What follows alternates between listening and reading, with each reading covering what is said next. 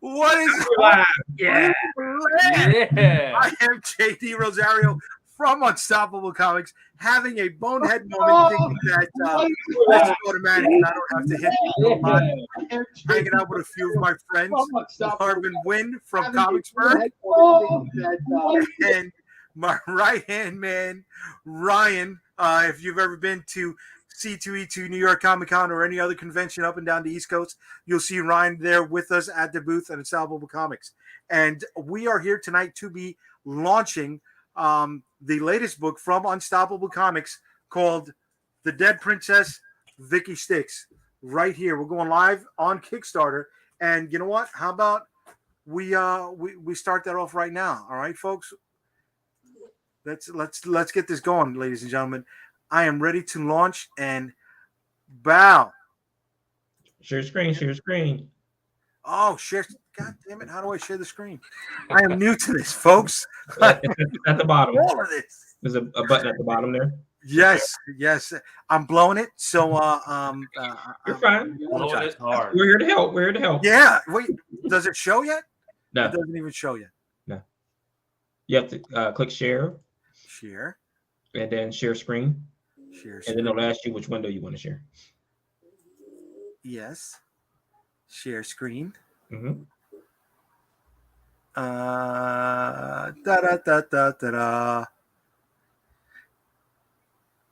Here we go. And the project is live, ladies and gentlemen. We got our first backer already. Way to go. Thank you. This backer tonight is... who's the first backer? Our first backer of the evening is Ramel, Rockin' Man Hill. Ramel, what's up, brother? Ramel is another comic book self-publisher out there, ladies and gentlemen. He has been doing books such as Pink Wing, and the Prime Controller. So check out his stuff. And how do I go back to single screen here? Oh, we got a few more guests. Oh, we got Sam up in the house. That's right. That's the party started. What's up, Marv? What's up? It's going down, James Brown. All right, how we doing? Oh, we lost my right hand man, Ryan. He'll be back in a second, folks. For those of you who do not know Sam, please, Sam, introduce yourself. What's up, everybody? I'm Sam, the Crazy Man Vera, host of Catch the Craze podcast, the indie podcast for the independent community, launched in 2005 and still going strong. And also creative Disney End of My Toilet, which is currently running on Kickstarter. So yeah, that's who I am. That's what I do. Nice. Yo, I'm sorry, Marvin. I didn't even give you a proper introduction. Go ahead, brother. Everybody know what's up. From Comicsburg, representing The Edge. We are online at theedgecomic.com. And coming this January, you will going to be seeing Comicsburg's titles in previews. Previews, that's a big achievement for a self-publisher, dude. How do you feel? I mean, it feels good that it's recognizing, and it's recognizing because you get into the big phone book and it gives you it cracks the door open a little bit, but you still got to kick it down. Okay. For those of you who don't know what Previews is, it is the major distributor of comic books across these United States. They've got quite a number of titles, and they got a phone book style catalog of comic books that go out to your local comic book shops. So Marvin has elevated beyond crowdfunding guys like Sam and myself, and he is going to be on store shelves. Oh, here we go. We got Ryan back. It's that kind of night. We're learning. Listen, at least we got Wi-Fi. All right? It's in real time, baby. Real time. Sam, I don't know how you do this. Yesterday, I was bugging out, brother.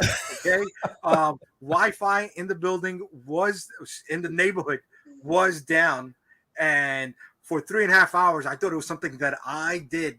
So I'm bugging out. I'm having like a major meltdown, trying to troubleshoot. Trying to update the firmware on my router, doing everything but calling the cable company to find out. I do because of the Wi-Fi issues. I do a hard line directly from the router to my Mac, so I don't have those issues. So I have a hard line wire that my Ethernet cable is hooked up, and that's it. bro, I'm rolling with that too. And I thought that would have fixed the problem. But you got to turn off the Wi-Fi. Dude, I am not technically adept in any way. That is why I'm married to the woman that I am married to. She is amazing. And she's got so much fucking patience. You know, I feel bad for her sometimes. Maybe she never should have said yes. But Gotcha. I got her. So before the show started, Sam, Marvin was telling us about he's going to be in Baltimore in a few weeks. You got any conventions coming up, brother? Me, yeah. I'm going to be at the Dallas Fan Festival. Okay. On the 14th through the 16th. It's run by Fan Expo. Okay. And so I'll be there. It's a big event. And then the week after, I'll be at Cowtown Comic Con. So you know, I'll be meeting up with a bunch of indies like Paul Gomez, Bushi Boo, Mystery Circus, and Lori Calcaterra, who her Kickstarter launches next week. So yeah, there's a bunch of indies that are going to be there. Nice, dude. And Marvin, besides Baltimore, you got any other conventions planned for the year? Do we have anything else coming up? Nothing big. Oh, Akron. We'll be in Akron. Akron. Okay. What's the name of that one? Akron Comic Con. Okay. All right.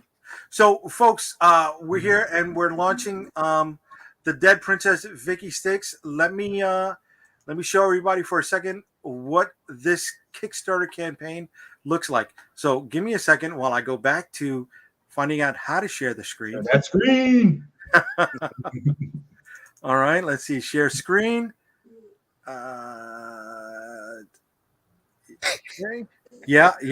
Because I'm huevón. That's the easiest way to. That's fascinating to do that. You know, and here I am, and technical difficulty. I got so much crap in front of my wireless mouse that my mouse is on the fritz right now. So you got issues. Oh, brother, you don't know. Yeah, I got you. Let's see. What the fuck? It's not going up. This some of them bitch. All right. Am I up? It's there. Here we go. All right. So we got 7 backers already. After launching in a few moments, we're up at $141. And so Vicky Styx is the 7th title that I am kicking out from Unstoppable Comics. Other books that we've done have been Shield of the Interceptor, Storm Chasers, New York versus the World, Fist of the Dragon Storm, and then, spin-off books such as our character guide showing you a little bit about some of the other characters in the universe and Unstoppable Origins. They've all been superhero titles before. This is the first time I am doing a supernatural book. I am diving into the realm of vampires, werewolves, and other creatures that go bump in the night. And that is Vicky's position within this Unstoppable universe. These creatures need a protector, or at least an avenger if something goes wrong. And that's the place that Vicky is holding within this Unstoppable Comics universe. And so far, would you think that she would be a foil to the superheroes in that universe? She could be. I haven't come up to that point right now, but I have 2 story arcs, one written, one in development, and she has yet to interact with the other characters within the universe. I like to keep her by herself for a moment. That doesn't mean that background elements aren't going to be applied whenever I can. I think that's sometimes what was magical about Marvel and DC growing up, is that it wasn't just the world outside your window. It was the world you grew up in. You know, and if I could recreate some of that stuff, then I think I'm touching on something magical. Yeah. Right. Well, I mean, that's what it's all about, is like taking your own world and sharing it with everyone else. You got to. Hopefully people buy it. That's the key. Right. So you gotta make it first, then they can buy it, right? Yeah. Well, it's made. Here's the one thing about self-publishing people don't understand. It's not like that Kevin Costner movie, Field of Dreams. If you build it, they will come. Yeah. If you make it, nobody's gonna know about it. You gotta you got to do things like this, right? Or you got to do things like when me and Ryan go to conventions and we're out there and we're hand selling. We're finding ways to grab people, to interact with people. I think one of the best gimmicks we got at conventions is the readiness of cosplayers to be able to take pictures, wanting to take pictures of themselves. And Ryan is like key when it comes to that, right? He'll get them to stand in front of one of our many banners. And as he's setting that up, there's a crowd forming around them. And as that crowd is forming around our cosplayers, right? Here I am or anybody else in the regular team, and we're picking them off. We're like, oh, come check this out. Come check out. But if it's not for Ryan setting those pins up, we wouldn't be able to knock that stuff down. Right. So I look at Aftershock as a pioneer in that kind of thing. Their ambassador program is amazing. And being able to find people in cities to go to shops and talk to people and go to shows and stuff that you can't get to is powerful. And I see there's a new publisher, Band of Bards, and they are establishing a street team. And I think that's a key thing to do. But not only for people on the grounds, but people on YouTube and everything else too. Like you just grab everybody you can and see what their interest level in, and all you have to do is send them some swag. Send them some swag. Yeah. Some swag for you. Talk about my stuff. That is stuff that we have in abundance of, right? Yeah. Right? Oh yes. What do you got nearby you can grab? Yeah, I swag to some comic shops here, so you might be hearing from some people. Okay. Well, it's funny you're bringing up swag because that is one of our prize packs for today's live stream. In about another 20 minutes, we are going to be raffling off the very first prize. You? We're raffling me. Not to me. One night with Jay the Unstoppable. Listen, if you spend enough money, baby, I'm coming. You know what I mean? I'll bring the stuff. I'll bring a couple beers. We'll hang out. But we're going to be raffling this off 3 times today. And this is one of our promotional covers from our last campaign. It's a holochrome cover of Storm Chasers number 8. This was something that was only available for purchase as a premium cover in our last campaign. And from this point on, premium covers are only going to be available upon launch. If you don't pick up a premium cover when we launch a new campaign, then the only time you will be able to get it is in a reward, in a giveaway, in a prize pack, or in one of the mystery boxes that we are at a convention. Trying to develop some sort of chase item, right? Trying to build some sort of value for a product like this. So we've got our holochrome cover there, and our lead female villain, the Iron Wrath. That's a $25 book. Then we've got 2 shot glasses because everybody who drinks, they gotta give their rum a nice home to hang out in. And then we got 2 enamel pins down there as well. So all in all, that's a $40 giveaway for anybody who is jumping on and backing us today during this live stream. Yep, it's swag, baby. You got to flash that price up on there like it's like the Home Shopping Network. Like, $40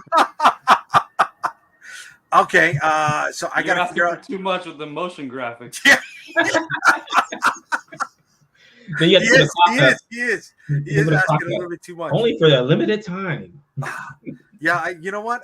Now you're asking me to share a slide. I don't know. Before, right? From my computer. Yeah. Oh, I got to update files. This is something I should have done yesterday. If I update this now, you had Wi-Fi, maybe. If I had the Wi-Fi yesterday, I would have figured this all out. So you know what? I don't want to get booted from my own stream. I'm going to be not updating anything and just leaving it as it is right now. Is that root beer, Ryan? No, it's just Diet Pepsi. Oh, that's a nice mug there, Ryan. Yeah, I wonder where this one came from. So you can't really see it until I finish it. Yeah, you can't. I'll be revealing it little by little throughout the show. So when it comes to swag, that's one of the things we did, right? And we're always looking for higher margin items to help us go back into funding comic books. So we were selling at conventions because you can't ship them; they're gonna break like a son of a gun. Yeah. Pint glasses and mug glasses. So these New York versus the World pint glasses, or as I like to call them, championship shot glasses, sold very well for us at conventions. You gotta find out different ways of how to bring in revenue. Diversify your portfolio. Yeah, man. Things that people use all the time. I mean, like the glass, the mug. Yeah. Maybe not just taking shots every day, but it's 5 o'clock somewhere, right? Yeah. Also these, right? Got one of these on. Just wear them out. We wear them every day. Wear them at work. Wear them in the street. Yes, and yes. All right, so you know what? We're 17 minutes in. Let me let's go back to share screen, right? Let's see. Am I getting this right? There you go. All right. So we're at $311, 13 backers, 17 minutes in, coming off to a great start. And let me see. Does this go down a little bit here? Only if I bring this down, right? Yes. All right. So if anybody is checking out the live stream right on the Kickstarter, there we go. We are going to be doing 4 different covers in the campaign. So you don't have to get one, or you can get all 4 if you want to. We've got cover A, illustrated by the series artist, Eric Lopera Tamayo, excuse me. We've got cover B, illustrated by Bruno Kotick. We've got cover C, illustrated by longtime collaborator, Carlos Granda. And then we got cover D, chibi covers. I always like those little cutesy elements. Illustrated by Bun Loon. There we go. We've got our credits for the artist. We're breaking down the usual Kickstarter elements. Who's Vicky Styx? What's going on in the story? Why am I making a supernatural comic? Where's the money going? Add-ons. Why Kickstarter? We got T-shirts here. We've got our A shirt and we've got our B shirt. Sizes small through XXX. We do not charge extra for the big brothers and sisters who are out there that like to get those XXX shirts, And if you're looking for something a little bit extra, we've got our former books, which are still in circulation. Right, the other things we've produced, such as Dragonstorm, Shield of the Interceptor, Unstoppable Origins, our character guide, Storm Chasers Volume 1. Here's our creative team on the books. Myself, artist, colorist Michael Summers. You know what? Michael is in Florida. So I just want to really quickly, I want to give a quick shout out to all of our friends, family, and loved ones who are out there in Florida right now. Hopefully they're safe, and we hope they get out of whatever troubles are coming out there right now, right? So to Mike and everybody else in Florida, salute. I'm sorry. See, I do use the shot glasses that that we make. Well, let me get back to this for a moment. Take a shot for every $100 you hit tonight. Oh, I'm 2 shots down. Then I gotta get back in a little bit more. You're gonna die. I was thinking for every pledge you get tonight, you get. Oh well, you want to kill me, dude? I'll take a sip for every pledge. let me get back to this. My wife doesn't get a lot of insurance money if I go down. But happiness. I love it. That's crazy. She gets a big bed by herself. That's all she gets, and enough to bury me. That's all. I'm sorry, baby. I'm sorry. But let me jump back into this bad boy here for a moment. So, I'm starting to learn how to do production values. All right. So then here are some of our single issue add-ons. Some of the books we still have in print of single issues. So we've got Storm Chasers numbers 1 through 8. We've got Unstoppable Origins number 1. We've got Dragonstorm number 1. And we've got New York versus the World, our zombie book. So supernatural, horror kind of blend with each other. So we got our zombie book issues number 1 and 2 there. One of the things I find is fun with doing campaigns is every campaign I add to our trading card set. So currently we're sitting at around 42, 43 cards. I'm trying to get to 50, and then maybe we'll add some other premium cards. These are all characters that exist within the Unstoppable Comics universe, and there's no way to zoom in on the screen right now, but way back when, Vicky Styx should have been debuted. So if you look right down here over the first question mark, that is our Vicky Styx card. And back then I wanted to have her in single issue form, but you know, the life of a self-publisher is always filled with speed bumps. So it took a little while for us to get Vicky Styx going, but she is here. Sam, how long has it taken you to produce the books that you've got in your catalog? Each book? Yeah. Or back in the days, it took a little longer than it does now. I mean, I did everything on Duty's Monsters on Planet Cthulhu, from writing it, drawing it, coloring it, lettering it. God damn. 45 days. 45 days. And you're on your third issue. No, Duty, there's in my toilet. I'm sorry. This is a second series? Yeah, so in the campaign that's going on, there's 2 books. There's in my toilet book number 3, which is I Chihuahua, which is the series, and then I did a new mini, which it's added to the campaign, is Duty's Monsters on Planet Cthulhu, and it's where it's after Duty's adventure on Earth, and he's a high school student, and you know, he's bored and he wants to go on another adventure, and he hears about some missing soldiers on the Outer Rim. And the only communication that came back to base was the word Cthulhu, and he doesn't know what that is. And so he races off, you know, thinking that, you know, he's only a high school student. He's not prepared to handle what he's going to go after, and going in search of them. So I did that, and it's a 3-part miniseries. The first one is launched it's the first book that I've done since I came back to comics 2 years ago, from start to finish myself. I didn't have George letter it. George lettered all my books. Okay. I didn't have him letter it. I didn't have a colorist color it. I did the coloring. I did everything myself. God damn. Yeah. One-man show. And that's one of the things you were talking about before we started, Marvin, right? Being a one-man show is anxiety ridden. Yeah. Right? It's tough. Exactly.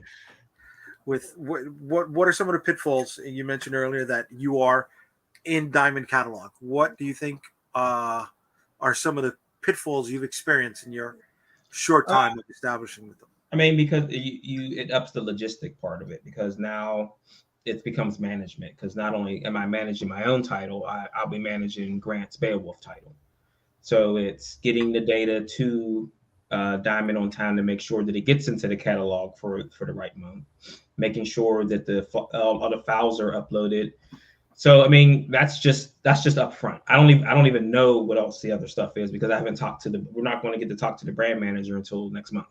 So once he tells us the other stuff we have to do, then we'll see what's going on. But and I have to start putting time into that stuff, which means more time away from doing other things. So then I have to make schedules for myself that are more conducive for doing business and creation now. But at the end of the day, guys, with all the struggles, all the speed bumps, all the sleepless nights, all the daydreaming hours lost, are you still having fun doing this? Oh, of course. I mean, yeah. The one of the greatest feelings you probably have is walking into a comic shop and seeing your book on the title on the shelf next to other books. You're like, yeah, I did that. Sam, you still having fun doing this, brother?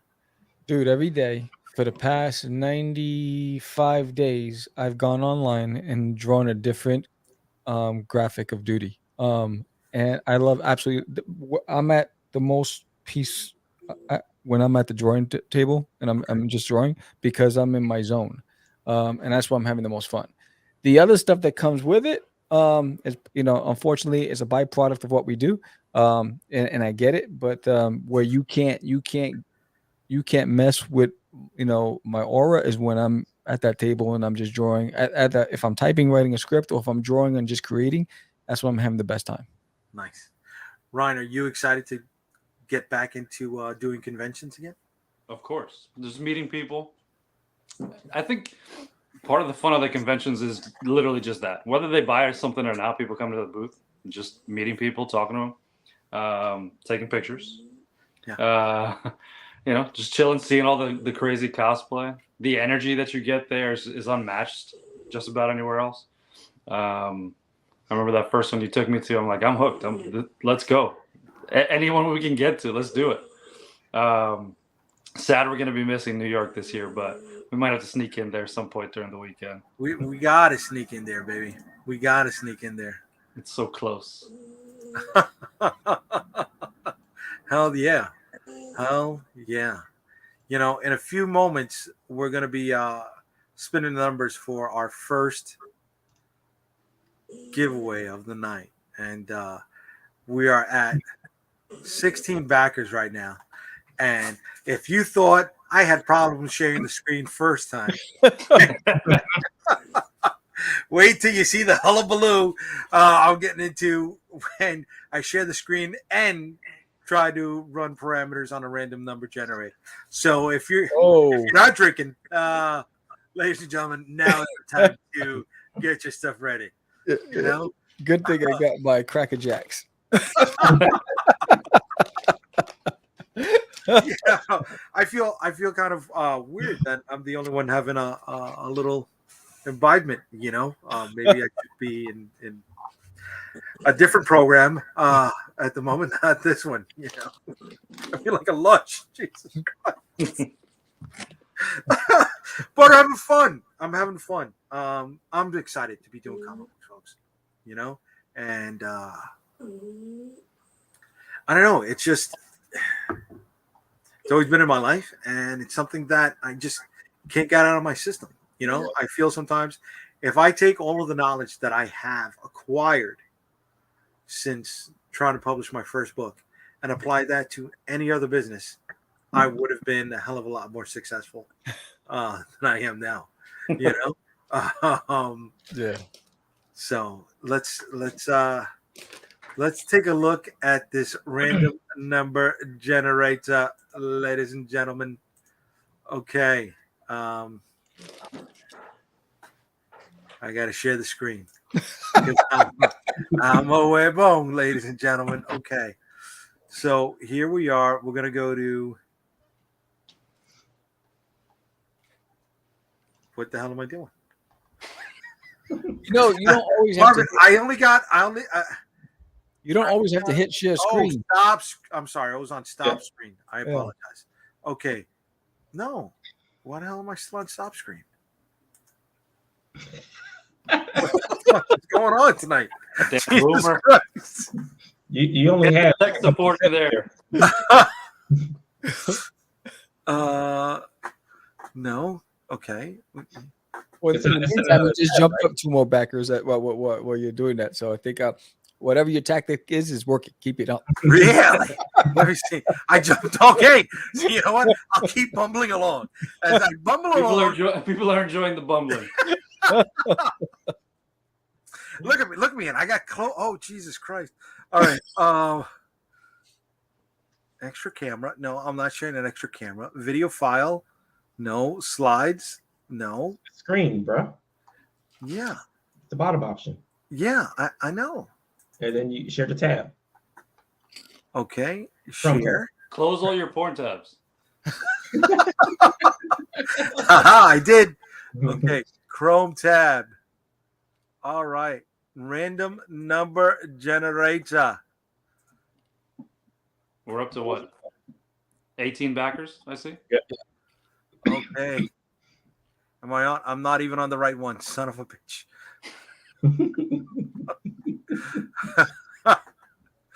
All right. Let's see. Okay. Is it up there? It is still not up there. Son of a bitch.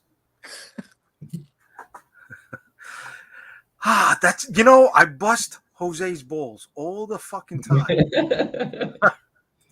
I do. And Jose, Calderon, I apologize for all the times that I bust your shit, buddy. All right? I will never make fun of you again. I got one here, Jay. Tell me the max. We're gonna go with 18, right? No. I got it. Here we are. We're back. Chrome tab.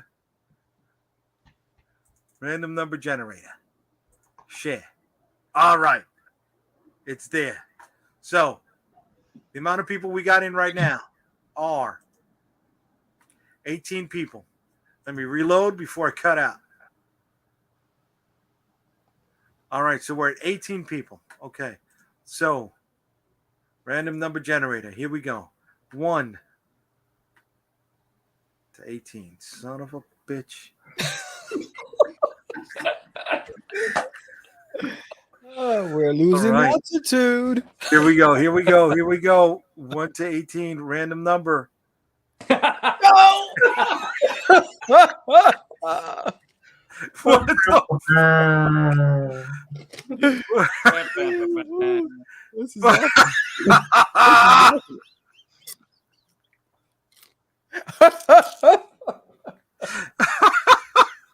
Okay, so All right. Yes, perfect. Okay, 1 to 18. Hit Right. it. Yeah. 13. 13. My lucky number.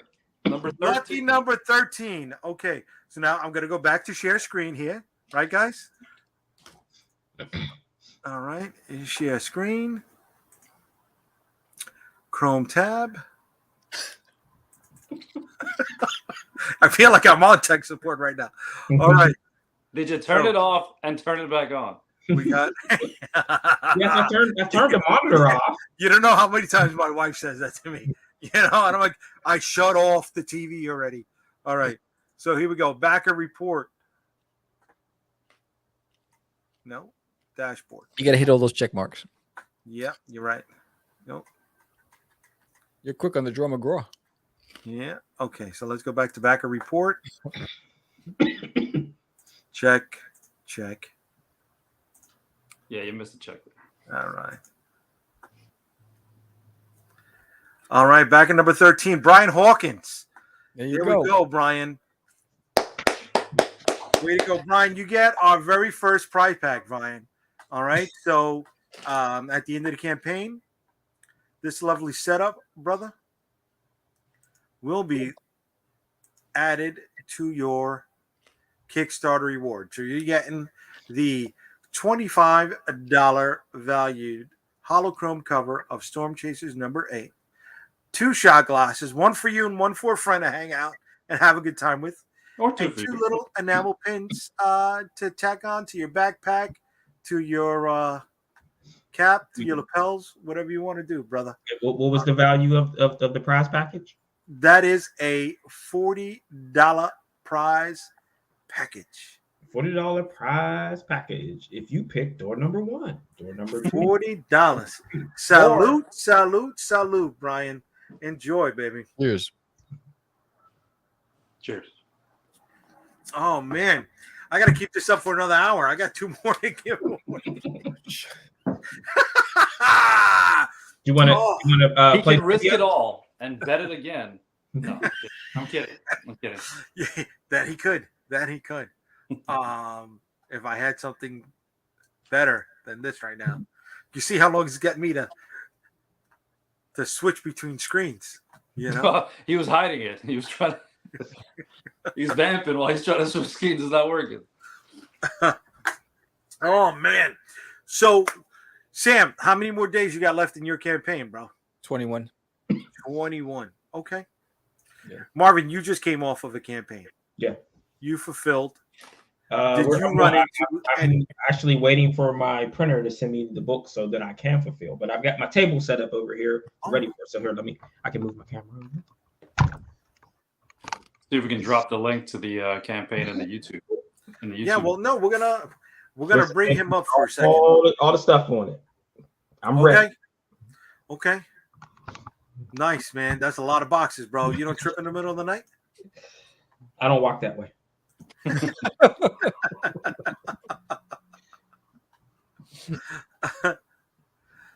All right. Yeah. So, Sam, did you run into any problems when you were fulfilling your last campaign? Because you came off one also at the same time, right? Your second issue was what, in June? My second issue was in June, and then in July, everybody got everything in August. Nice. No problem. The only delay I was the printer delay. That was it. Okay. But I plan for that. And when I put the timing. So with this campaign, I already had the proofs, and I already pulled the trigger on printing. So the only thing that'll happen is if with the God's luck that the floodgates open, and then I get more requests than I have in inventory, then I'll just order more. Okay. Now, when you said you ran into problems with the printer, was that because you went overseas or you used somebody local? No, I use Comics Wellspring, but they said that they were overwhelmed with the amount of events and orders that they had, so they added an extra 10 days to the original. Really? Yeah. That's the first time I ever heard about that happen, man. Yeah. I know a lot of people use Greco's stuff, and one of my premium cover sets are going to be coming out from over there. I'm going to be doing their foil stamped covers. Mm-hmm. So they're not cheap. You're figuring, just ordering 25 of those alone is going to run you a minimum of $10 with shipping and taxes, right? And I'm doing 4 different styles, folks, right? We got 4 different freaking covers to do. Nice. In holochrome and in foil. Wow. And that is going to be a logistical nightmare. Good thing I've got Ryan moving in a couple of weeks once this is over, and he will be paid $3.99 to help me. I built a new shed just for this. Nice. It's funny. Ryan lives all the way in upstate New York, and his wife works right around the corner from me. So you might as well come through, hang out, let her pick you up. You know what I'm saying, dude? Yeah, that's true. She could drop you off on her way to work one day and pick you up the following week. Now you're giving her logical ideas. You need to stop. My excuse was it was too far away. So, Sam, you just moved out of New York. What's it like in Dallas, dude? Unpredictable. The weather's crazy. The heat is on a whole nother level. Okay. The bugs are like Jurassic Park, bro. Yeah. The bugs are real. We walked out. My wife called me screaming. We went onto the front, and it looked like someone threw like 12 grenades into my lawn. So we had to call somebody to come and check, and it was armadillos. We're looking digging for I forgot what they call these damn bugs. And they were looking to, like, I guess, have babies and looking for some place, and they chose my property of all the people in the neighborhood. And so I'm like, yeah, thanks. It's a compliment. I was like, mother, you got the best friends in the neighborhood. Yeah, I know. I had to weatherproof. I had to Texas-proof my home. I had to get a backup generator, because of the tornadoes and the power surges, and it's just the heat it's so damn hot during the summer that when I tell the dogs let's go outside, they start panting before they get to the door. Before they even go outside. I'm like, yo, really? It's crazy. Other than that, I love my neighbors. I love the community I live in. And I love the fact that I don't have to fight to find a parking spot when I go to the grocery store or anything like that. I used to always circle around trying to find a spot, and here everything is just spread out. Yeah. You're giving me PTSD right now.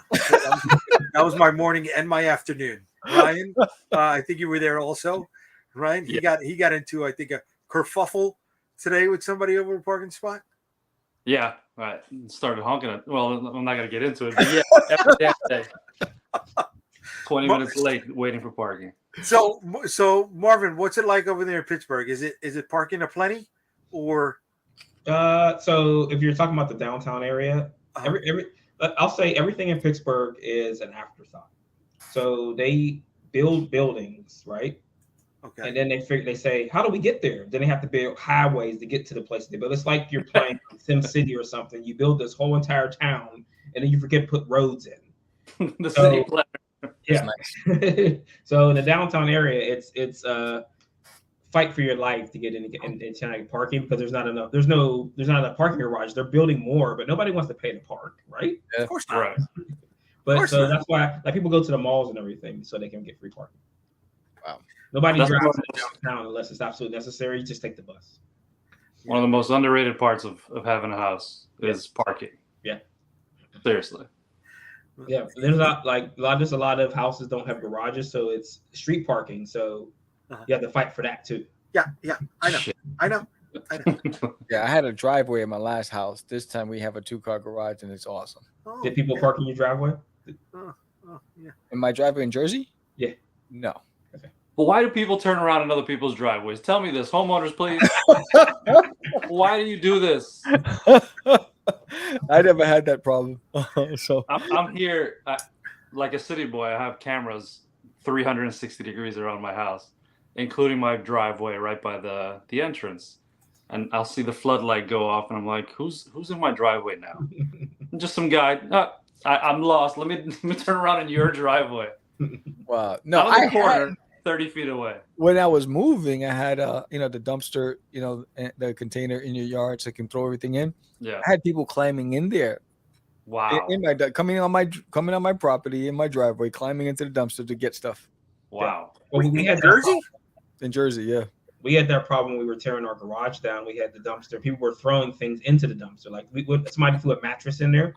But us being us, they made the mistake of putting mail in there with us. So we found out they had a box of mail. So we found out what it was. We took the mattress and put it on the front porch.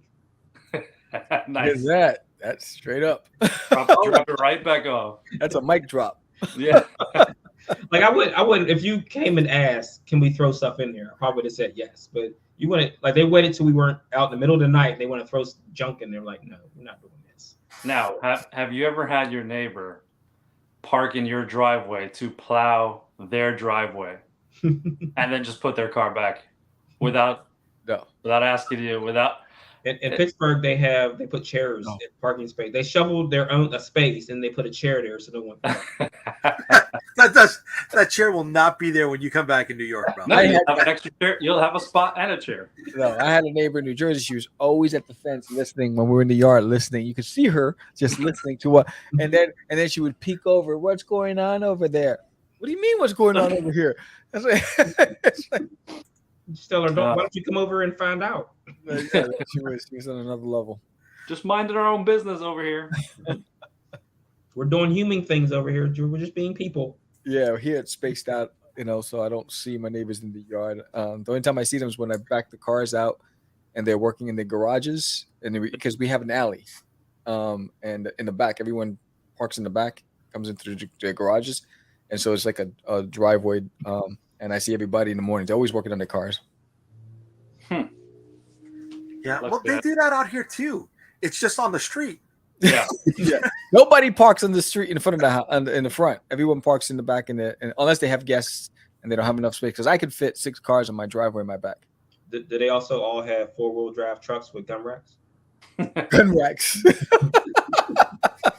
He's in an episode of Rambo. Do they have do they have Trump signs everywhere? Oh, I don't see that at all. Lucky devil. Yeah. Lucky devil. Over here, it's like when you see a pickup truck, you're like, you're not gonna find parking anywhere. I don't know why you got something that big. Yeah, they drive those big giant trucks here in Pittsburgh, and the funny part about it is they put bed liners in. It's like, why do you buy a truck if you're not going to use the bed to put things in? What do you have? It's for the look, man.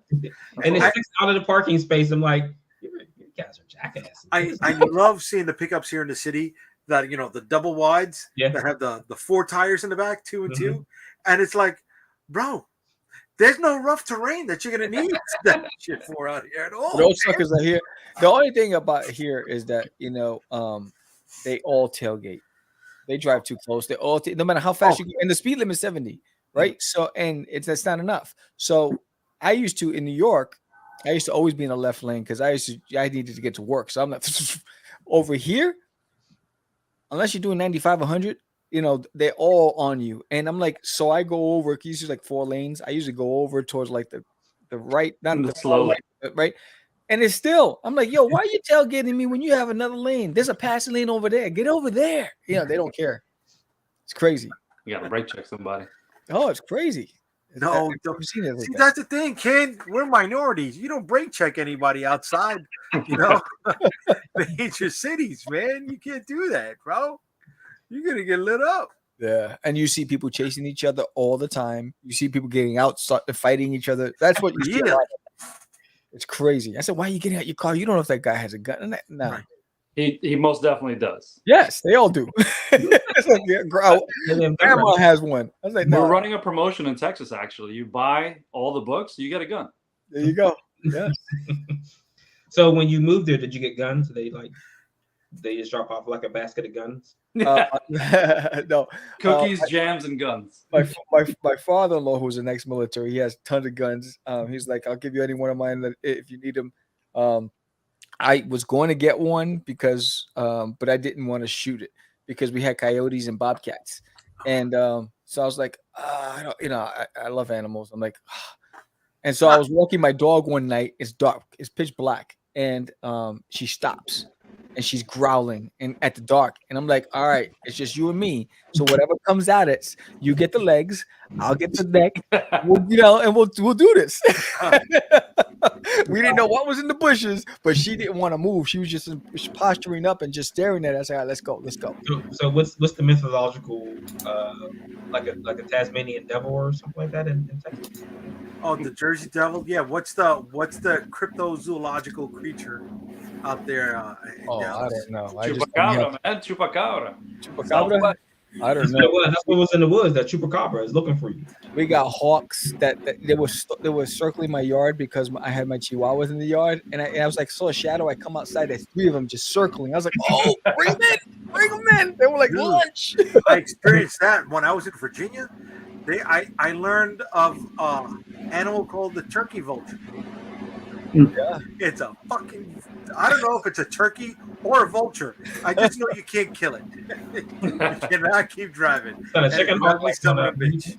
Like our latest guest, Mr. Calderon. What's up, baby? Introduce yourself, brother. I'm a little late. A little. Don't worry about it. I'm glad you're missing out on the technical difficulty show that I'm having this evening. No, I was listening. I heard. You got to take about 4 shots to catch up now. Yeah, never going to bust your balls on production value in your show again, buddy. Okay? Mm-hmm. Okay. I'll believe that when I see it. Good. Don't hold me to it. Introduce yourself to everybody watching, Mr. Calderon. What's up, everybody? My name is JD Calderon. I'm the writer and creator of the Oswald Chronicles, currently on Kickstarter. I'm also the writer and creator of Tall Tales with my lovely wife, Daphne Lage. And that's pretty much it, man. And an occasional podcaster Sunday nights with Mr. Rosario, who's my co-host. And, and that's what I do. That's your thing. That's your thing. So how's everything going? What's going on? What's happening? How many shots have you taken? I think frozen. I think he muted himself. I think he's frozen. Yeah, he looks frozen. He's moving. Yep. No, I think he's blink frozen. Blink twice if you need help, Jay. He's frozen. Yeah, he's definitely frozen. Yeah. I guess so it's my show now. All right. So now we can talk shit about him. All right, let's go. All right, so let's see where we're at on the Kickstarter then. So let's refresh. Nice. 22 backers. Oh, he's got to take another shot because he got another $100. He got to take at least 2 shots. The last time we checked, it was 361. It's 567 now. And we hit the 500 mark. So he's got to do 2 more shots. He's gone. So he's so frightened. I don't want to take He broke it already. Yep. Damn. That's awesome. You guys watch football at all? You see the coach smashing the tablet the other day? That's JD right now. Yeah, that's it. Didn't Tom Brady smash 2 of them in the same game? Yeah. They treat those things so badly. Like, why should they care? Microsoft is paying for them. Yeah, Mhm. destroy them. Get some anger out. This is true. So I mean, Ryan. So how long? I don't. It's nice meeting you. I never met you. Yes, Jay virtually. talks about you very, very kindly. I have to say, which is surprising. I've never seen him talk kindly about anybody. It's part of our contract. Gotcha. Cool. How long have you known him? If you don't mind me asking. Since I came to the post office, so almost 10 years. Ah, okay. We met there. He was, I think he had been there a few years before I got there. Mhm. When you go to a place of work and like minds, you kind of gravitate towards each other pretty quickly. Right. So, two nerds in the post office. Listen, bro. I know you're a good man because he's not dead. Yeah. Yeah, and once he introduced me to all this, like, growing up, reading comics, obviously the ones you can get your hands on. My parents used to buy, my mom used to buy me Archie comics. Used to read some X-Men comics, and I'm like, I've never been a kind of a creative person, but then helping Jay, like, this whole thing is like, it just starts to get really, really exciting. You're like, oh, what can we do here? And so bouncing ideas off each other. Plus, also it gets your mind off of the post office. So right. So been loving it ever since. But yeah, the last 6 or 7 years, been pushing pretty hard with Unstoppable. That's good, man. That's good. Well, yeah. Listen. Oh, look, there he is. How you doing, Jay? Quiet. Nobody. Oh, yeah. Hey. How'd you kick yourself out? Yeah. Bro. Only Jay can do Bro. that. Remember I told you about the problems I was having yesterday with the Wi-Fi? Uh-huh. Yeah, guess what came back? So I got the iPhone becoming my own personal hotspot for the evening. And Well, listen, it's all good, bro. I was trying to hold it down for you. We only talk so much shit about you. you're a champion, baby. It's funny. While I was out, I was like, it's my fucking show, but still, there's only one room for one JD. I don't get it. There can only be. So Jay, we figured out you hit the $400 and the $500 mark, so you have to take 2 more shots. Okay, two more shots. So before we get to those 2 more shots, let me bring in a friend of mine who is a longtime podcaster and one of my brothers out here in Brooklyn, Pete from Pete's Basement. Pete, what up, brother? What's up, buddy? Finally made it. Sorry I'm late. Good, you made it just in time. You're here for the fireworks, bro. You're here for the fireworks. Oh, New York versus the world. Look at that. That's another one of the titles I got going on, folks. And we're drinking in our championship pint glasses tonight. So I'm about to kick in on this Kickstarter. I brought a specific whiskey for you called Writer's Tears. I figure you can relate to this. Nice. Nothing more apt, my man. Listen, we got the Honey Jack, and we're about to tee off. Into the chalice it goes. So, all right. salute, everybody. Salute, gentlemen. Jay, good luck. I'm out. You don't see me on the screen? Yeah. No, do you guys see me on the screen? Yeah. No, you're not there. How do we miss it? No, I don't want to say that while I'm taking the shot. My wife popped in. She said she didn't see me on the screen. Holy smokes. I have not even checked the comments out today, guys. Yeah, check out that. Wow. We got a hell of a lot of comments. Shit. Let me just touch on this for a second here.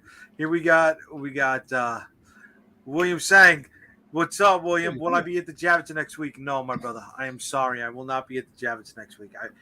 I will not be exhibiting for the 4th time since the pandemic started at New York Comic Con, right? There was 2 years. Third time, right? No, there was 2 years that New York Comic Con didn't happen. Well, we don't. Because I did 2021. 2018. Then 2019 was when I ran my convention. That was the weekend that Kobe passed away. And then we went into lockdown, and then there was 2 years of no Lockdown Comic-Con. started March 2020 because I Right. caught it in March 2020. So no March 2020 New York Comic Con, no March 2021 New York Comic Con. March 2022. Excuse me. This is 2022, right? Yeah. So it's also the two third. Okay, so 3. Okay. years. Three. It's for us. Wow. So here we got. What is time? Time means nothing anymore. Yeah. All right. Just wow. I'm going to go through the comments this section, guys. All right. Nick Williams, what's up? How we doing, bro?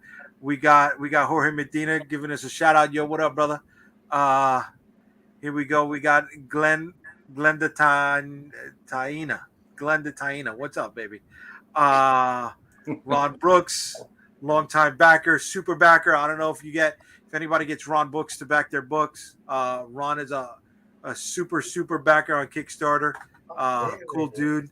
Ron Brooks backs the books. Say that 3 Here times. we go. We got Mr. Calderon's better half saying what's up. What's going on, Daphne? Nice shout out from Jerry. What's up, brother? Yes, Daphne, we are also streaming on YouTube. It is my personal channel, Jay the Unstoppable, on YouTube. It should be there. And it is also the link that is on the body of the page in the Kickstarter. So if you scroll into the Kickstarter, the YouTube channel is the first thing that you are going to see. We got Granda. Granda is one of the dudes. This is the cover that Granda did for us. All right, longtime collaborator. Granda's going to be up here. He's one of the homies, fellow collaborator. Knows Ryan. What's up? Okay. Wow, great. Thank you, Jorge. Thank you. I wish it was funded, brother. It's not funded yet. All right. Well, we're a little closer because you owe me 2 shots. All right. So you know what? I'm sorry, folks. Let's rack up the second one. Is that the honey? Is that the honey Tennessee whiskey? This is the honey. You just went Honey Jack, baby. That's the best. Honey Jack. I love this, brother. Yes. I love this. You got 3 hits. Oh, Jay, you're at 4 shots you need to do now. Oh. What are you talking about? I threw in 2, man. I want all of them variants. You're going to die. What are you talking about? You owe me JD's 2. going to die today. It's just a little alcohol poisoning. Holy shit. We're at 800. Oh my gosh. Okay, we're at 800. All right. Well, listen, let me go through some of these other comments. He's gonna be hurling soon. Did you find start filling that out your with comment? iced tea over here. I wish it was iced tea. I should have filled it up with iced tea, baby. That would have been. That's what they do in the movies. That's Hollywood, baby. I ain't gonna make it. Yes, Daphne, I did find it to be different than writing superhero stories. This was a challenge. This is something that I'm not used to doing, and I had to tap into learning to become a better writer, to tell something that was coherent, interesting, and entertaining, while mixing in the supernatural elements. The word of the day is coherent. Coherent. I'm surprised I was able to pop that out after 2.5 beers and 3 shots. Because Pete, before you got here, we gave a shot. We had a shot for all our friends and family in Florida who are suffering at the moment. We got Rich, who is my partner when it comes to the action figures. What's going on, Rich? Enigma umbrella. Wow, say that after you're feeling good. Did you ask your wife if you could raffle off yourself?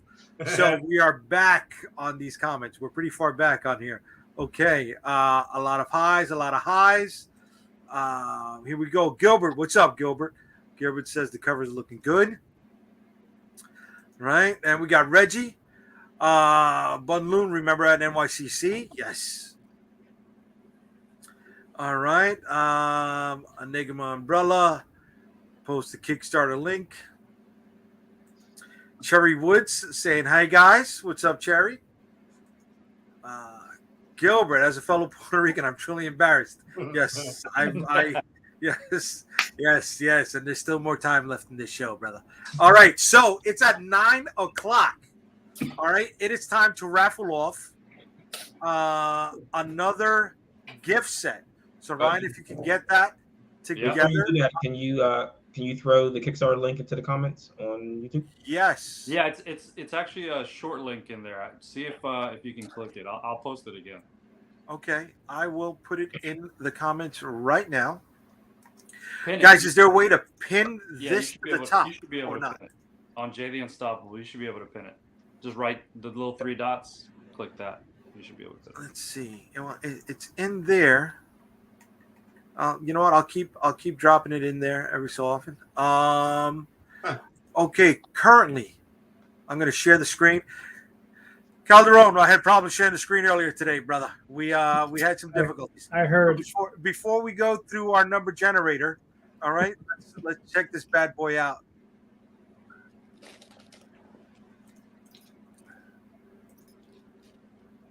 Is he frozen again? Oh. No, I hope not. All right. We're going to hide the comments here for a second. All right, so we are at 25 backers, 813 bones. We're going to go to a single on Ryan right now as he puts up. What was that again? It was 25 backers. And the winner is number 4. All right, so we're gonna check this out. We're gonna go to we're gonna see who number 4 is on this list, ladies and gentlemen. Backer report. So our first one was Brian Hawkins, and right now number 4 is Nick Williams. Nick, you were in the comment section. You are getting the extra prize pack attached to your rewards, and that is the $25 premium cover of Storm Chasers number 8, 2 shot glasses, and 2 enamel pins, my brother. All right. Thank you for hanging out with us, Nick. Thank you for backing the Kickstarter, and I hope you and a friend will have a nice time with some of those shot glasses. Pete, everybody said I got to catch up. So, yeah, man. All right. This is what my 4th one we're going in on here. Yeah, and you need another 4. So Jesus fucking Christ! I gotta. You did this to yourself. Glenda, get him a bucket so he can puke and rally. Salute, Pete. It's Am over. I doing this by myself, Pete? Never. Right as tears. Salute. Salute. Cheers. Pete, I gave everybody on here a chance to introduce themselves. But before you continue, do you want me to order you a pizza? Yes, a pizza would be great right now. A pizza would be great, my brother. Explain to everybody who's watching right now why we have so much fun eating pizzas in your basement. Can I be frank? No, you can't be frank. Okay. Fair enough. Well, during one of the podcasts, it was one of the first ones you ever came to, as a matter of fact. My buddy Red had brought over some fun pizza, some awesome pizza, and we ate it. And yeah, it went down easy. We had some sodas, and we ate 2 slices of pizza each. And as the editor of said podcast, by the end of it, I thought I had a 4-hour show to edit. And I'm like, Jesus, this is gonna be murder. It was an hour and a half, but it seemed like 4 hours, thanks to the special sauce that was in the special pizza. sauce. There you go. And speaking of special sauce, hopefully I don't have to have a reason for using this tonight with all the special sauce. Nah, I've you'll be had. fine. This is a gift from my wife. And rally. Do you have anything besides that Jack honey? Yeah. Because you may want to switch out, because that honey will murder you after a while. The sugar goes right to it, but I got to sleep tonight. So, I mean, if anything, the Jack honey will be a great. I'm just worried about your head tomorrow. I won't be seeing you at work tomorrow. What's work, baby? This is the job right here, ladies and gentlemen. Being a self-publisher, putting your goods out there. Nobody's going to promote you better than you're going to promote yourself. Yeah. Nobody knows your product better than you know your product. And what a great time introducing the rest of the world to your product, hanging out with friends. Other than Ryan, I met you guys because of comic books. Yeah. Right? say what you want to say about it, right? Other people who are not in this industry or industry adjacent don't understand how much work goes into putting something like this together. So when you see somebody who's out there, right, grinding it out for as long as we have, whether it's as a podcaster like Pete doing this close to 15 years? 15 years. 15 fucking years, man. Going to cons up and down, the East Coast pretty much. He's giving up weekends to edit, which is there you go, really man. the murderous part. Calderon, you've been doing this since the 90s, 92. Dude, and I mean, Marvin, I didn't get a chance to bring up your stuff, but you got a catalog that's close to 20 books, man. Yeah. People don't know. People don't know how much effort it takes to put together a comic book, let alone a good comic book, right? And to continue going after you have fallen flat on your ass a ton of times, right? We know those heartaches. And, I know what dirt tastes like, so yeah. And I mean, we're lucky to have the support system that we have. Mm-hmm. Because if we didn't, I doubt we would have been able to keep going with this as long as we had without people pushing us through those tough times. Yeah. Am I lying here or what? No, I'm waiting for you to pick up the Captain America shield, man. Like, was that rehearsed? You just come up with that off the cuff? You got to pick up the Interceptor shield, not the Captain America shield. Right. Oh, Yo, it's getting made. you need to make one of them. I know. In production, right? Yes. Ryan and I have a friend by the name of Ludwig Veskis. And if you have, Pete, I know you know who he is without knowing who he is. Okay. If you have ever gone to a convention that Ryan and I have been at, Ludwig usually hangs out with us. He has made his own Captain America shield from scratch because his uncle has a machine shop. Yeah, and he also built his own Stormbreaker from scratch. Yeah, I remember that guy. He uses a legitimate tree limb that he carved, varnished, and did not have the advanced wherewithal to figure out how much this whole thing was going to weigh when he put that son of a bitch together. Didn't I? I met that guy at the Brooklyn show, right? Yes. Yeah. Yes. Ludwig is a great dude, man. He this is how crazy he is. He even smelted his own Mjolnir. All right. If I had the time, I would look for it because he's got videos up on his Facebook of being in the backyard and you just see fire going everywhere. And you're like, this is the backyard in the Bronx, baby. That's not a lot of fucking room to be smelting aluminum. But that Mjolnir will kill you just lifting it. Just lifting it. Are you trying to say you're not worth it? Yeah. No, he's definitely not. Ludwig has given us a few ideas, and hopefully he's going to be there with us putting that sumbitch together. Pete, Reggie says, what is up? Man, it's been busy, bro. Trying to get back to the basement as much as possible. Jay is supposed to be coming now this week. Let me just touch base with Ramon. You said Tuesday or Wednesday, right? Yeah, baby. All right, let me see what the big guy wants to do because I'd like to get him down there as well, and we'll get everybody there. But just trying to get the basement show going back to regularity, as well as keeping life and a new career and shit going. So it's been a struggle. It's been stressful. It's been fun, but it's been crazy. Listen, we all know why you close up the basement for a little bit. One of the most important reasons. But now that things are getting a little bit better, we're gonna hang out. I'm in that process of like when you're cleaning up and you've made a worse mess than you started with, but you're midway there. That's where I'm at. I'm in that midway. I've made a worse mess part. Yeah. I'm still cleaning up, just doing inventory organizing and shit because I'm a fucking comic book and toy salesman now. Never thought it would happen, but I'm having a lot of fun with it. So are you using Whatnot or are you using eBay? Mostly eBay at the moment.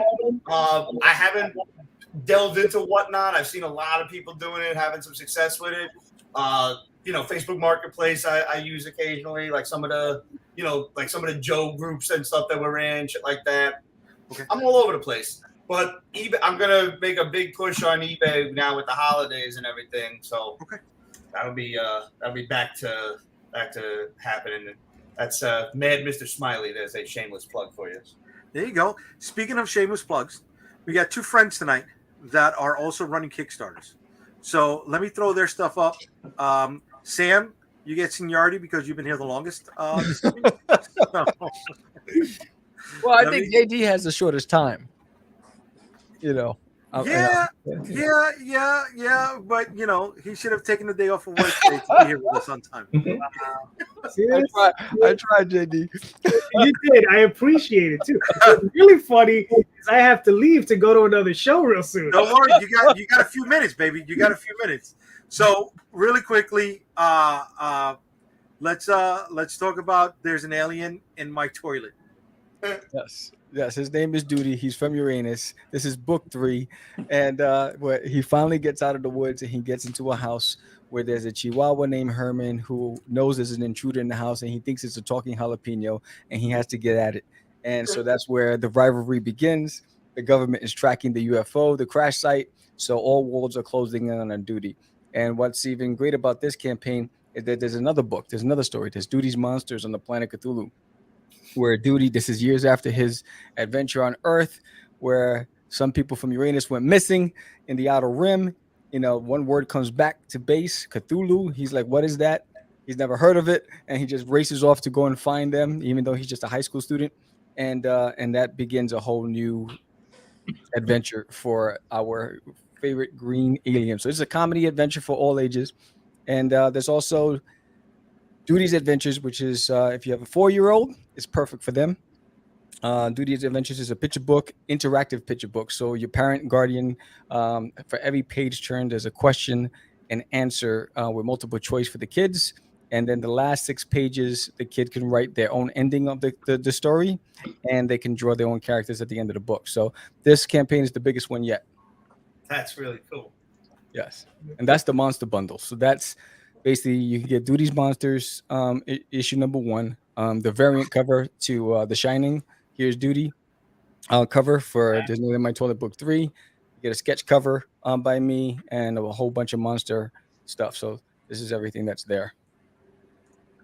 You got a hell of a lot of stuff going on here, brother. Yeah. And you say you do this all by yourself? Yeah. George lettered Disney in My Toilet. But Duty's Monsters and Duty's Adventures, I do everything. But with the exception of the lettering, I do everything. And you're still married?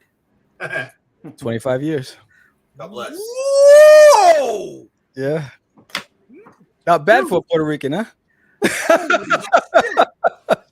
Baba, congratulations there, brother. Thank you. Yeah, 25 years. 25 years. Yeah. I said I'm only doing it once, so no matter what. Dude, I gotta catch up to you. I'm not even married one yet. Not even one yet. We got married this past February. Congrats. Although we went to high school together, and I'll say that without sounding like any more of a butthead, But and I'm back. So, all right. So we got Sam and Sam. I'm sorry. How many more days you got left? With 20 days left. All right. You want to throw a link up there in the chat? Sure. And because my technical abilities tonight are severely lacking. Oh, we lost Pete. All right. So while Sam throws that up in the chat, I am going to pull up Mr. Calderon's campaign.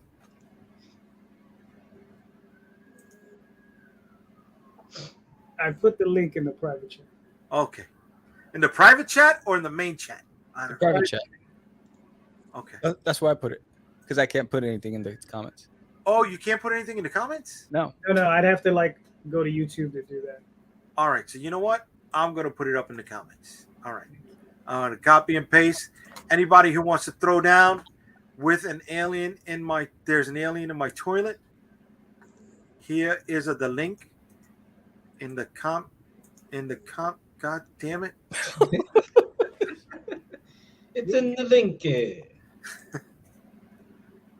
With me, the Mario. I was trying to do more than one thing at the same time, and it backfired on me. All right, so there's the link for Sam's campaign. Which, what was it? How many more days you got left on there, bro? 20. 20 more days. Okay, okay. So we're gonna go with a little bit more immediacy, and some. Oh, we're Down gonna to what? 16 hours now. There we go. There we I go. don't know what happened, man. My Wi-Fi is getting a little screwy. It's where I'm at too right now, baby. It's where I'm at too. Don't worry. All right, so we're gonna shift over to Mr. Calderon's book right now. Share screen.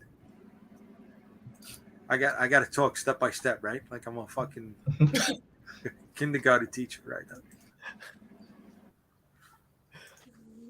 All right. We're up and rolling. To go. You want to talk just a little bit about this, Mr. Calderon? Well, the Oswald Chronicles is about a fledgling sorcerer, soon to become the greatest sorcerer of our time, and he lives in New York City. He's having serious issues with goblins and gnomes, and he just happens to be a mouse, and his name is Oswald. He lives in the center of Manhattan, and he's out there, and he discovers this gnome who he finds half dead, and he's going through this process of discovering who this guy is and what he's going through. And he finds out there's an evil goblin who had murdered his family, and he's trying to help him out, gain revenge on this evil goblin that's just across the street. So it's a very simple story. It's 4-issue limited series. The entire series is there, available currently. We've already hit 2 stretch goals. So we have one for 1 trading card, and then I have another one for a metallic pearlescent trading card that's already been passed. If we get to 3,500 in the next 15 hours, I will be doing another 5x7 print. So that'll be coming up. All right, so these are just the covers, right? These are not any of the prints that make stretch goals? Yep. Those are the covers. These are some of the interior pages. And the artwork is done by Jade Gonzalez. I've been working with her. Wow. She's been putting up with me for about 12 years, I think. Yeah, she's talented. Yes, she is. Yeah, that's really good. Yeah. And you get some really great colorists too. Oh, hell yeah. The alternative Who colored your books? Who colored these covers? The covers are done by hold on. Lament. Because I'm gonna ruin his last name. It's like M. Giuliano. I don't. It's in there. It's Mujiono. Okay, I apologize for making you struggle, brother. But his first name is Lament. That's easy. Okay. But he's the colorist. The illustration, the alternative illustrator for the covers is Emmanuel Manix. Okay. Now these add-ons are, what is this? This is a pin here, or? Well, no, actually, those above the add-ons, right? That's the early bird special. So, okay. Actually, I still have for the physical backers. If I still have some available, I'll be just throwing them in the boxes. But the add-ons are the T-shirt. I got a pin. We have a really nice enamel pin right there, bud. Thank you. What is that? 1.5 inches, almost 2 inches? No, it's about 2.5 inches. 2.5 inches. Okay. Yeah, it has 2 comments asking for more pins for us too, Jay. Yeah. There may be more coming, baby. There may be more coming for us. Oh, I love all of your risks and challenges. I love it. There are none. I mean, short of a nuclear bomb going off over my head, bro, this book is done. For everybody who is reading comments, there's an alien in my toilet. The Kickstarter link is there, and the Oswald Chronicles, the link is there. I hope you guys who are hanging out with us tonight share some love, baby. You know what I mean? Let everybody know that independent comic books are the future of the comic books industry. Right? That's one of the things that Pete has always prided himself on. You've had quite a number of independent creators in those. You know what? And it didn't start out that way doing the show. You know, we started doing just comic book reviews, Marvel, DC, you know, the big ones, Image, etc. And over the years, I found that I liked indie books better. I liked the stuff that you guys were putting out rather than I am so sick and tired of all of the big books. Like all of my favorite characters that I grew up with, that I've watched cartoons and I still watch movies and shit, and I still argue with people on the internet about. I ain't read them comics in I don't know how long. Since before the world went to hell, for sure. I'm just like, well, this is boring to me. I'd rather read some indie shit with, give me 6 issues of some stellar story and maybe even some great artwork. Like, honestly, them giant spiders, those are on fucking point shit. I'd rather read stuff like that. And that was just how we wound up doing it. And, I'm always happy to have independent people on the show, whether it's when they're in the basement, whether they're on Zoom, whatever. Pete Calderon was a Bushwick boy growing up. Yep. Oh, yeah? Yes, so he's right around the area. For those of you who do not know, if you've been watching JD's show Indie Comics Explained, which is on Sunday nights 7:30, I pop up on a regular basis over there. But we did not discover this at all until we were doing this show together. And when I was a kid, I would go to my grandmother's house in Bushwick on Saturdays. There was a little bodega there which sell the books for 50 cents a pop. It was probably his son's used comic books, right? I was happy. $2, man, I couldn't wait to go to grandma's house on Saturdays. Years later, come to find out that bodega that I was buying these books from was owned by the father of Mr. J.D. Calderon. Wow. And I was buying some of them bitches of books. He's been hustling since he was a kid. I would go to conventions and you could pick up long boxes for $20-$30, right? Long boxes of books, just 50-cent books. Boy, I would snatch a whole box, take out a handful of the stuff I wanted, take it to my father's grocery. There it is. And my dad would just sell them off. He'd be like, all right, 50 cents. Cool. Yeah. And that was how my addiction kept getting fortified, That's right. I'm very happy that I was able to, enable you. Yeah, thank you. Healer. Marvin, what was the first place you remember picking up comic books from on a regular basis? It was a local 5 and dime called Woolworths. Woolworth. Yeah. I remember Woolworths. Oh yeah, baby. Yeah, we had Woolworth was on one block and McCrory's was on another block. Oh, I had McCrory's too, baby. Yeah. Making me cry. It was G.I. Joe #1 was my first one. Oh wow, that is a book. Yeah. Nice. That's big. What was Herb Trippy did the interiors on that one, right, Jenny? Mm-hmm. Yeah, Pete, yeah. Sam, where do you remember picking up your books for the first time? It was an Optimal store. It was like a candy store, and it had a spinner rack, and it was Sergeant Rock and G.I. Joe. Those were my first 2 books. Nice. Yeah. Nice.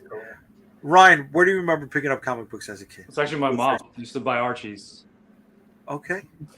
The X-Men. That's how I was introduced to comics. Was my mom's Archie comics. Yeah. Nice. The digests. Yeah. Ryan, I don't know if you know this. Earlier when I was booted out, Booted. Ryan mentioned that he and I both worked at the post office for the day on the day job, right? So we are uptown Manhattan, as uptown as you get, right? Washington Heights, Inwood. The last 25 blocks of Manhattan are our zone. And I heard this on a podcast, but Kareem Abdul-Jabbar, when he was still a high school kid, would go to the corner of Dykeman Avenue and Nagel to the bodega that was there in the corner to buy comic books. Before he would go up the hill to George Washington, and then he ended up going to the charter school that he went to. But he used to pick up the books where we delivered, dude. Wow. I wish that bodega still sold comic books, or at least knew the history that they have with both comic books and with major sports. Or even the houses there. My old route. Yeah. That's right. JD, what do you remember picking up comic books for the first time as a kid? In a store, bodega. Yeah, it was candy store. But yeah, there was usually a candy store. But then I got introduced to my first comic book store. It was Super Snipe, and that was a real revelation. You know, Was a super what? Super Snipe. What's that? That was a comic book store. That was the first comic book store I ever went to. Oh, really? Yeah, man. That was like, Jesus, it must have been like 76, 77, 78, somewhere around there. But that was in the city. Yes. It was in the city. Yeah, it was. I lived on 131st in Spanish Harlem, and this was on 80, I think 80th and 2nd, right? So go for it. Oh, there you go. One more for the liver. Pete, you leave him. Pete, come on, Pete. Come on, man. I'll let you do it, and then I'll follow. But yeah, man. I mean, it was incredible. It was a small store. You could pick up. Remember they had the comic books. They would tear the covers off, so they would keep the guts, and you could buy them for a penny each. Oh shit! Yeah. You could buy I those. remember those in a barbershop I used to go to as a kid on Coney Island Avenue. He would have the ripped off covered books and stuff. And it was. I didn't care. I would dog him, bro. I didn't know that was a thing. Yeah. I used to find comics without the covers all the time. I'm like, I didn't know that was a thing. Yeah, they would tear them off to send them back to the distributor. But they wouldn't rip off. Correct me if I'm wrong, but they wouldn't rip off the whole shit. Like back in the Silver Age, it was just the top half that they would send back, which is why you see a lot of them old Silver Age books with just the top half missing, with like where the price was and whatnot. Yeah. No, these guys would rip off the whole cover. That's the whole thing. It was just you would just get the guts, But I got some good books. That's how I was introduced to Frank Miller's Daredevil. Oh wow, really? Yeah, and then I got a few of those, and then I just started going in the store. I get $10 or $20 for pops, and I go to town, bro. Books are 50 cents. Wow. I would walk home with a stack like this. It was like, okay. I was spoiled as fuck. Pete, where did you pick up kids? Kids. Hold on. Whoa. What kind of Freudian slip is that? And the show's over. Oh, Jesus. YouTube. I'm sorry. I think it's time for me to go to that other podcast. Anyway. What did I ever do to you? Look at him. This guy's gone. Where did you pick up comic books when you were a kid? Yeah. In that black van of yours. Yeah. First of all, it's a white van, and it literally says comics scrolled on the side. Listen, you joke, but if there was a comic book van that would stroll around when I was a kid, They would have had me. They would have had me, bro. They would have me. I'd be missing right now. Especially if they had like them penny books that JD's talking about. They're just like, "Hey, kid, you want some?" Yeah. I gotta see the comic before I get in the van. The husky nerds are not the ones they're trying to snatch up. You think, but those are the ones you can keep in a basement for a little while. They'll feed off of themselves. I just went dark, and I can't edit this, so I'm sorry. Yeah, no, this is on there forever, and I appreciate it. Thank you. That was all for me. But where'd you pick it up? Where'd you pick up the books when you were a kid? Where I used to pick up books regularly, and I think we discussed this, you and I, was Lama Street Comics back in the day when I was in grade school. And there was the guy, his name was Pete, too. His name was Peter Pizza, as a matter of fact. That is his real name. That is on his driver's license. Not. I swear to God. 100% And he used to have a lying. comic shop on there. But my grandmother bought me my very first comic book off of just a random spinny rack in a bodega, and it was not Haunt the Fear. I'm sorry, it was Vault of Horror #2 in the 90s when EC was doing the reprints. And I still have it to this day, and I will never get rid of it. And the very first book I bought myself was G.I. Joe 105. That was the first thing I spent my own dollar on. Oh, yeah. Wow. That was towards the end already. Yeah. Right? Because I didn't know. Like, I was into the cartoons and the toys, obviously. And then, like, later on, I wasn't until, like, 5th, 6th grade that I was like, wait, there's there's more of like there's comic books. What's a comic book of my favorite characters? And that's the rest is history. All right. Well, guys, we're at the 9:30 mark, and I think it's time to raffle off our third prize of the evening before I am unable to talk anymore. So let's look at where we are at right now in the campaign. I should know better. You know what? I'm sorry, JD. I will never shit on you again for the production value of your show. You're a hot mess. Okay. How it feels. Now you know how it feels. All right. I will shut my mouth every time I'm on there with you. I'll be like, oh yeah, no. If you need me to fill in, I know what to do now. Just gab. All right. So Vicky Styx is at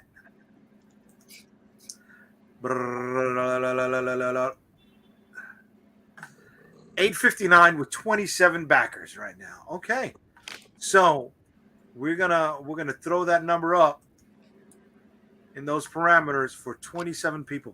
So I'm gonna throw a single up here on Ryan as he gets that bad boy going. All right, let's rock and roll, baby. Number 26 of the evening, and we're gonna head on back and find out who number 26 is, ladies and gentlemen. Backer report. That's my dog snoring, by the way. I'm sorry. That's funny. Is Damon and Penny Griffin. What's up, ladies and gentlemen? Okay, thank you for joining us this evening, and you will be getting a prize pack of the $25 holochrome cover of Storm Chasers number 8, 2 shot glasses, and 2 enamel pins added to your rewards when they get shipped out when the campaign is over. That is 3. Show it to him. I can't because I'm using the phone as my hotspot right now. Oh. Yeah. So that's. Wait, you don't have them handy? You love that prize? I have them next to you. I can at least get the shot glass. Yeah, I'll get the shot. Well, I've been drinking from the shot glasses. Never mind. So all right, so here are your shot glasses. Okay, you get 2, 1 for you, 1 for a friend. You're getting these 2 enamel pins. All right, we got 1, and we got dose. All right, and then you are getting the $25. Look at that shiny. Oh God, it's so 90s. I love it. Look at that banging. All right, and you'll get that all added to your reward when they ship out after the campaign is over. Jay, I have a question. What's up? Speaking of 90s covers and whatnot, I noticed in the rewards on the campaign that you had several variant covers. There was the holofoil cover, and then there was the foil stamped cover. Yes. What is the difference between those? So, I got both of them, so but I couldn't decide. But so the holochrome cover is this is the holochrome cover, right? Very nice, very shiny. Okay, Yep. And the foil stamped cover will be. So what we're going to do is the logo over here, highlighted anything that's in red. So the logo is going to be foil stamped. The Unstoppable Comics logo is going to be foil stamped. Any red highlights in her costume or in her getup is going to be foil stamped. And seeing as how this is a premium cover, we're going to go 80s, 90s style. We're going to put a nice little image over here in the box, not the barcode. And the image in there, whatever is red, will be highlighted in the foil stamp. awesome, Right? And so that goes across all of the covers. Any part that is red on the cover. So this actual logo, I'm going to be changing it from white to red so we can highlight the foil stamp stuff. It's like some like an embossing kind of thing. Kind of, yes. Okay. Yes. So it's not, not a foil embossed where it's bubbled up. It's more like it punched in and then the foil is laid over it. Cool. Okay. Yeah. So again, here, you can't really see it here because this is the mock-up cover, but there's blood elements falling off over there. That'll be highlighted. The red that's in her necktie, in the logo, and what we're going to put in the little corner box also. And then same thing with this one as well. All right. So the scarf, the way it's flowing in the back, that logo is going to be changed to red. And then over here in the corner box, the little image, we're going to have that highlighted in red for the foil stamp stuff. Jay, I hate to do it, but I got to go. You got to bounce, baby. You got to go do your thing because we are going to be wrapping it up. Right. We did an hour and a half here.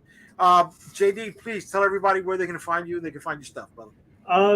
You can find me under the OswaldChronicles.com, TallTalesOnline.com, Facebook, Twitter, YouTube, DeviantArt, all under JD Calderon.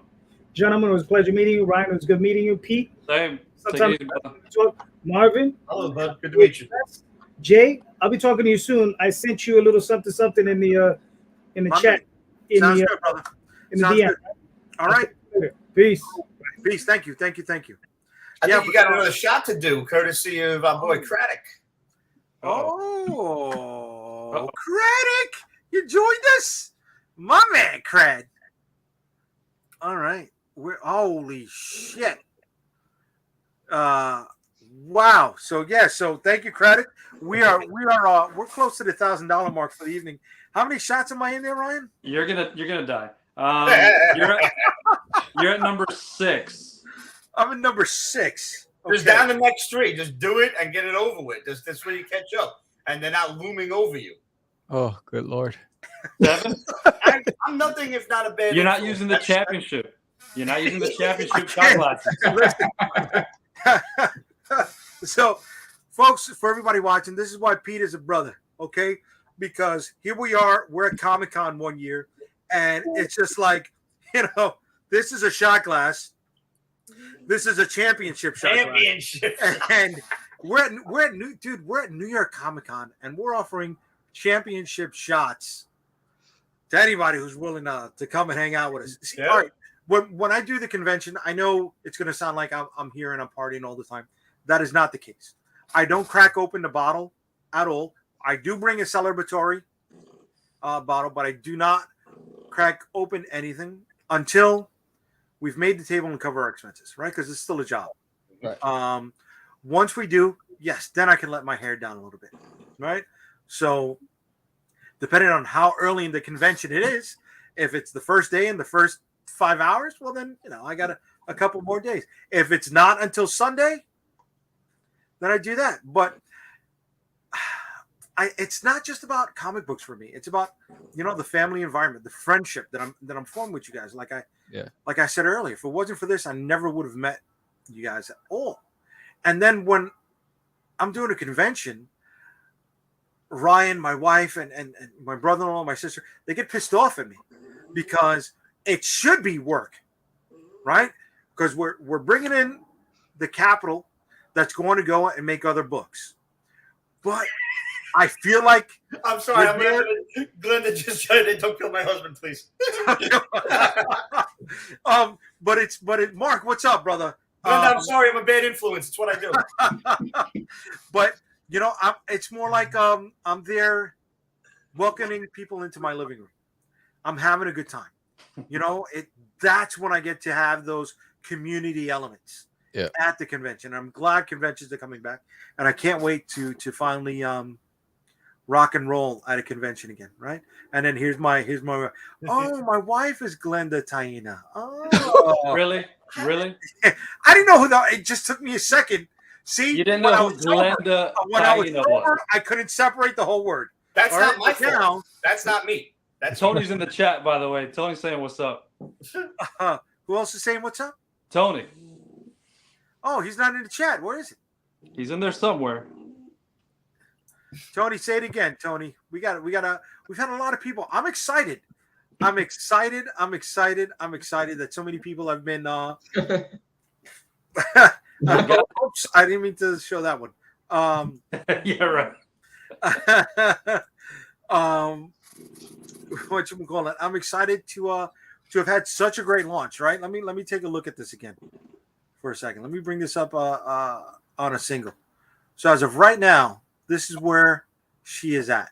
And I'm going to tell you something, guys. I have never had a launch this strong in any of the 18 other Kickstarters that I have had done previously. And thank you all for being a part of this. You know, this is fun. This is fun. And I wish those are the drinks there. Comics, man. You know, what did you say I had to do? I had to do how many more? Hold on. This is number. You're at number. I love you, man.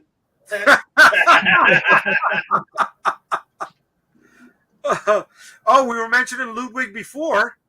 Here's Ludwig. All right. Hopefully, Jay, you'll be able to see another convention. Also, check your messages for this year's project. Yeah, brother. So Ludwig is the machine smith I was mentioning earlier. Yeah. Salute. Salute. All right, so that's number 8 then. It's number 8. One more. So I don't know if I'm going to make it one more. Come on, you got this. You don't tap out at one more. I was ready to wrap this up, but if you say I got to do one more, I was going to have everybody do their closing comments. You know, you can have closing comments, and then we can close it out, and we all do one more. Okay, all right. You can blur your comments. Marvin, where can people find you at, brother? You can find me at theedgecomic.com. All my socials are linked there at the bottom. So hit me up on Facebook, Instagram, and Twitter. All right. And where are they going to find your books at soon? We will be in comic shops. So we'll be in preview starting in this January. So 2023 kickoff. All right. All right. Sam, talk to me, baby. Oh, you can catch me on Catch the Craze anywhere. Any social media. I keep it simple. Catch the Craze podcast. Just Catch the Craze. And that's with a D-A, not a T-H-E. And don't forget, check out There's an Alien in My Toilet on Kickstarter right now. Pete, where can they find you at, baby? Wait. Oh. Jay, by the way, I'm sorry to sound like a drill sergeant, but there was no way I could just let you back out at one more shot. Glenda, I'm sorry. I